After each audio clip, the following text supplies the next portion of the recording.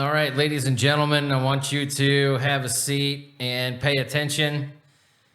My name is Commander, and I'm going to be briefing you on the SCP you're going to be studying. Now, if any of you were given a stick of chewing gum before you walked in here, what you're testing is an antidote, since those of you with gum were exposed to SCPs in your sleep. Don't be alarmed, we don't expect any side effects. Now, I want to dispel rumors going around in the hallways about D-Class Group 3B developing brain tumors due to the gum.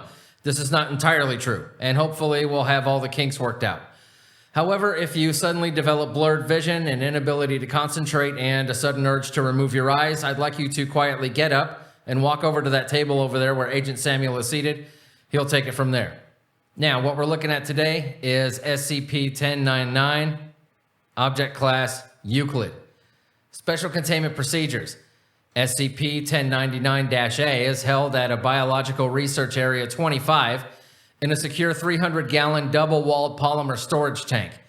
All experimentation must be overseen by at least one Level 3 or higher researcher and one hazmat response specialist.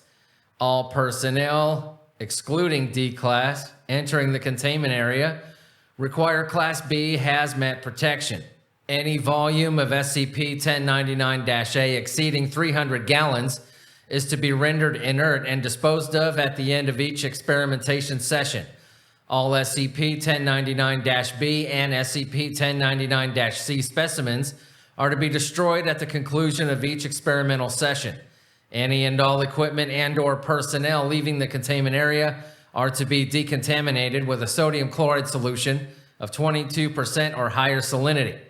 Description: SCP-1099-A is chemically a type of water which exists in a liquid crystal form approximating an atomic arrangement found in ice. SCP-1099-A retains this arrangement well outside laboratory conditions. SCP-1099-A is a near-perfect thermal and electromagnetic insulator, maintaining a temperature between 20.4 to 20.6 Celsius despite attempts to apply or remove heat. SCP-1099-A is almost entirely chemically inert. All tested samples of SCP-1099-A have shown 0 dissolved solids and no chemical impurities. When introduced to fresh water, SCP-1099-A will form a nearly invisible cohesive layer on the surface. SCP-1099-A is able to slowly propagate its structure through standing water, adding molecules to its structure while eschewing contaminants. Thus far, the sole exception to the chemical stability of SCP-1099-A is notable reaction with sodium chloride. A sample of SCP-1099-A raised beyond a threshold salinity of 19.75% will lose both its atomic integrity and anomalous traits, becoming indistinguishable from mundane water. Samples desalinated after this process display no anomalous traits. Recovery details. SCP-1099-A was discovered while investigating reports of an acid spring in the marshlands of several dozen specimens of SCP-1099-C were recovered from the area. Accidental exposure on the part of researcher revealed the presence of SCP-1099-A. Biological Containment Module Task Force Stigma-1, Montezuma, remains in the area in the guise of an environmental protection organization. 47% of the marshlands have been deemed secured by Task Force Sigma-1. SCP-1099-A is possessed of transdermal qualities specific to living human tissue.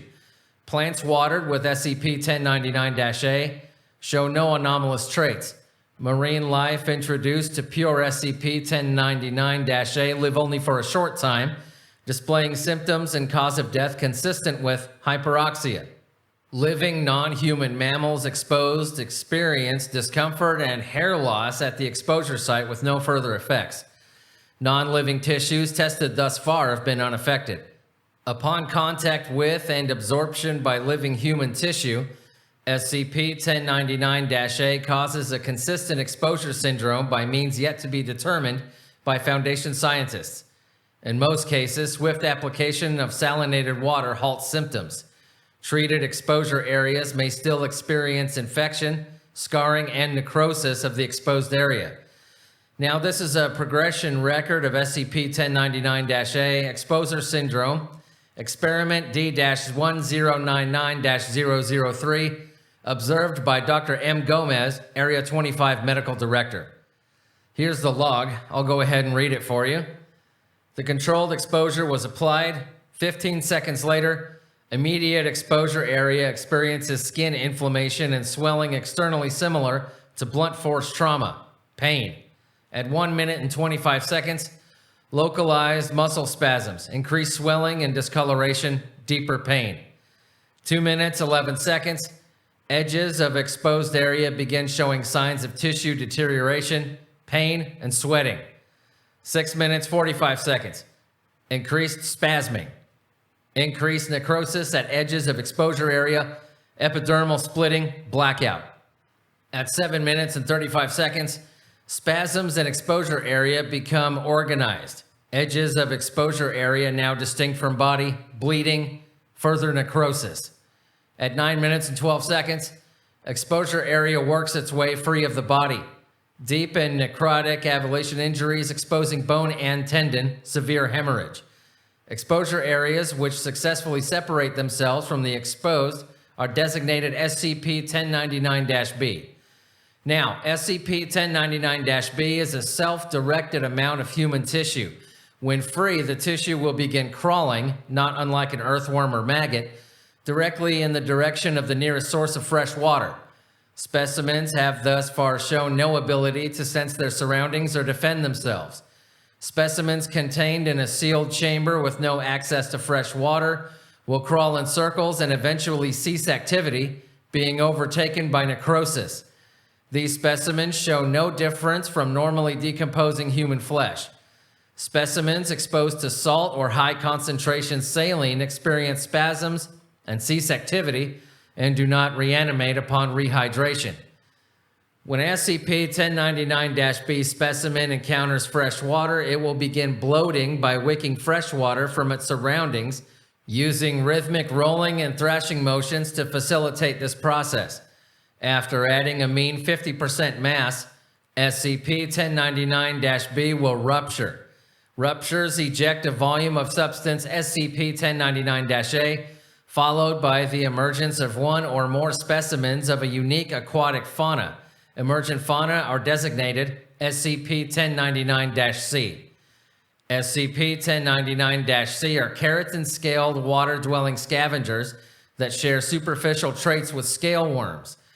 These worms have rudimentary mouthparts used to eat small bits of rotted meat and flotsam, beginning with the remains of the flesh they emerged from. Specimens dissected show an internal structure resembling a nudibranch and no reproductive organs. SCP-1099-C specimens breathe through their skin, outputting SCP-1099-A as a waste product. Genetic testing displays human DNA matching the initial donor of SCP-1099-B. The largest SCP-1099-C specimen on record is 6 meters long and approximately 8 centimeters in circumference. The smallest specimen on record is approximately 3 centimeters long. Now I have another log of controlled exposures to SCP-1099-A. This is D-001, D-Class personnel exposed to SCP-1099-A, applied via hand pump mister to the subject's chest. Subject indicates 3 when presented with a universal pain scale. Results: light necrotic damage to skin over course of 1 hour. Subject slows first 3 layers of epidermis from exposed area. D-002. D-Class personnel exposed to SCP-1099-A applied via light splash from a wet brush to the subject's upper back. Subject indicates 4 when presented with a universal pain scale, as well as itching and heat. Results: single flat specimen of SCP-1099-B introduced to 1 liter of fresh water. 1 3-centimeter specimen of SCP-1099-C produced. 1 milliliter of SCP-1099-A collected over 1 hour. Sample contained. All specimens safely terminated. D-003. D-class personnel exposed to SCP-1099-A applied via wet sponge to the subject's foot. Subject indicated an 8 when presented with the Universal Pain Scale. Results: 11 centimeter long triangular specimen of SCP-1099-B. Emergence resultant in severe subject injury. Specimen introduced to 4 liters of fresh water. 1 9 centimeter specimen of SCP-1099-C was produced. 25 milliliters of SCP-1099-A collected over 1 hour. Sample contained. All specimens safely terminated. D-004. D-class personnel exposed to SCP-1099-A applied via drinking glass to the subject's digestive system. Subject refused to indicate when presented with a Universal Pain Scale. Results: 1 meter long tubular iteration of SCP-1099-B. Emergence resultant in subject casualty.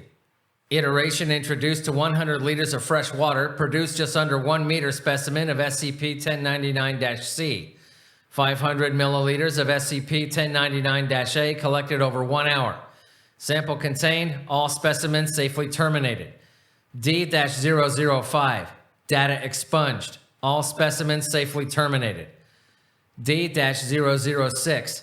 D-class personnel exposed to SCP-1099-A applied via submersion of subject's arm. Subject lost consciousness before being presented with a Universal Pain Scale. Results: full thickness degloving of subject's arm. 5 meter arm-shaped iteration of SCP-1099-B. Iteration introduced to 250 liters of fresh water. 6 specimens of SCP-1099-C produced 10 liters of SCP-1099-A collected over 1 hour. Sample contained. All specimens safely terminated. D-007. D-class personnel exposed to SCP-1099-A via submersion. Subject not presented with a Universal Pain Scale. Results: single iteration of SCP-1099-B. Emergency containment procedures enacted due to high-pressure rupture of specimen. No accidental exposures recorded. Standard Foundation security feed footage revealed an extremely high number of SCP-1099-C specimens in a range of sizes. Containment chamber secured. All specimens safely terminated.